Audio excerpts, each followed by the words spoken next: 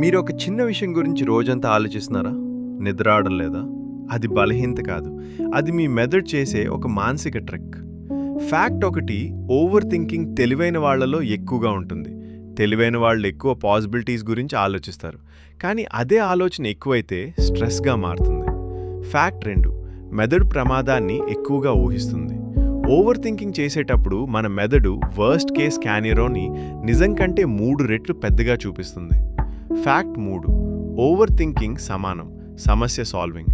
సమస్యకు పరిష్కారం కనుక్కోవడం వేరు, అదే సమస్యను తిరిగి తిరిగి తలుచుకోవడం వేరు. రెండవదే ఓవర్ థింకింగ్. ఫ్యాక్ట్ 4, రాత్రిపూట ఓవర్ థింకింగ్ ఎక్కువెందుకు? నిశ్శబ్దం పెరిగితే మెదడుకు డిస్ట్రాక్షన్ ఉండదు, అందుకే పాత జ్ఞాపకాలు బయటకొస్తాయి. ఫ్యాక్ట్ 5, ఓవర్ థింకింగ్ నిద్రను పాడు చేస్తుంది. ఆలోచనలు ఆగకపోతే మెదడు డేంజర్ మోడ్లోకి వెళ్తుంది, అందుకే నిద్ర రావడం కష్టం. ఫ్యాక్ట్ 6, మనకు లేనిపోని తప్పులు కూడా మనమే సృష్టిస్తాం. ఓవర్ థింకింగ్ వల్ల నేను తప్పు చేశానేమో అనే గిల్ట్ వస్తుంది, నిజానికి తప్పే ఉండకపోవచ్చు.